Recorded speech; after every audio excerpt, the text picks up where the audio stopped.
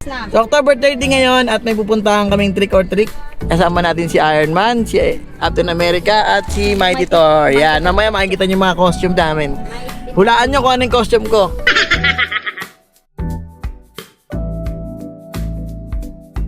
And nakarating na nga kami dito sa school ng mga bata. And ayan si Alex, na-enjoy niya na yung paglalaro dito sa may quadrangle or dito sa may lobby ng school.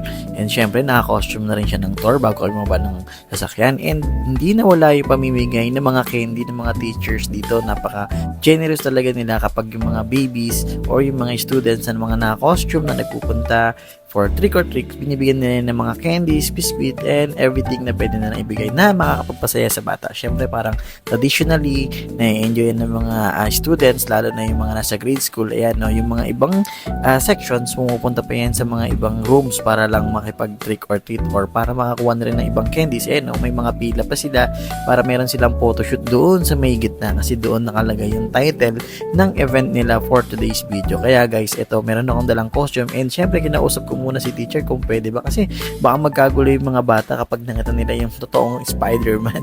So, pumayag naman siya syempre and sabi niya, sir, sa susunod na paglabas namin, punta ka na lang doon saan kami magpa-photoshoot. So, hindi napaisip din ako and nagbihis na rin ako agad-agad kasi nga mamaya-maya ay lalabas na rin daw sila. So, yun yung mga bata talagang napakaganda ng mga suot nila and lahat sila is nag-effort para mag-costumes para sa event na to. So, yan yung mga bata na kaklase ni Adrian Diyos and si Adrian Diyos yung Captain America niyan. So, palabas na sila and ready na sila magpa-picture doon and kailangan ko na lumabas kaya nagbihis na rin ako agad-agad. Nung una hindi pa nila ako napapansin kasi nasa likuran nila ako hanggang sa maya-maya na lang yung mga ibang kids is nakita na nila si Spider-Man. Tuwang-tuwa sila kaya sumama na rin ako sa kanilang photoshoot. Akala ko nga nung una is hindi nila ako masyadong mapapansin kasi lahat naman ng bata dito, even yung mga ibang high school is naka-costume pero talagang na-appreciate pa rin talaga nila yung merong real life Spider-Man. So yan, si Alex medyo natatakot pa siya kasi hindi niya pa nare-recognize na ako yung daddy niya. Kaya sa likod lang ako nagtatago para magkaroon kami ng maayos na picture and yung mga ibang teachers natutuwa rin kaya nagpapapicture din sila from time to time and syempre yung baby ko na-recognize na rin ako para makapag-picture ako and yung mga ibang bata lumapit na sa akin. Ayan, every sections lumalabas sila ng room nila and nagpapapicture na rin kaya kay Spider-Man. So talagang nakaka-enjoy lang din guys kasi kung alam mo yung mga bata na natutuwa sa'yo so okay lang yan kahit na medyo nakakaya yung ginawa. Pero syempre nagpaalam naman tayo kaya yun, super enjoy lang talaga yung mga bata kasi ang gaganda rin talaga ng mga costumes nila, iba-iba. May Incredible Hulk, merong mga fairy tales, meron din mga witch, may pang horror, may princess, may Super Mario, may Sonic. Talagang ang cute talaga nila dito. And nakita ko pa yung kambal ko. Tawag siya ng tawag ng kambal sa akin. Yung pala naka-costume din siya ng Spider-Man. Ayan.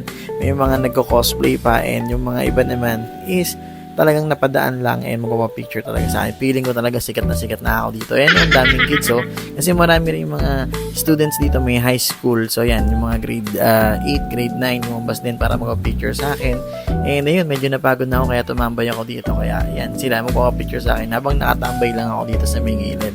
And syempre, hindi mo mawala na dapat may pictures din kami ng aking mga kids. Si Aldrey as Iron Man, si Josh as Captain America, and syempre si Alex as Thor. Yan, pumasok na ako sa room ni Aldrey kasi ayaw niya talagang lumabas. Hindi ko alam kung naiiya siya dahil alam niya na yung daddy niya yung naka-costume ng Spider-Man. Pero okay lang yan na. Hindi naman ako nakikita kasi nakamaskara naman ako and nakamaskara naman kayong lahat. Kaya huwag ka naman nalala. So enjoy lang natin yan. Makikipaglaro tayo kay Alex. Yan, hindi na siya nagagalit o hindi na siya natatakot sa akin. Yan yung mga ibang kids talaga naglalabasan para magpa-picture sa akin. Appear sila ng appear, nakakatawa. Meron pa nga mga ibang kids na nag-aabot sa akin ng candy. Sabi ko hindi ko makain si Spider-Man ng candy kasi sasakit yung ngipin ko. Pero hindi inside talaga, hindi naman talaga pwede kasi nakamas ako. Yan, si Alex sa store. Yan, medyo hindi na niya iniinda yung init and yung kati ng costume niya. Yan, yung maskara lang kasi medyo nauhulog-hulog yan sa mata niya kaya talagang from time to time inaalis niya yan.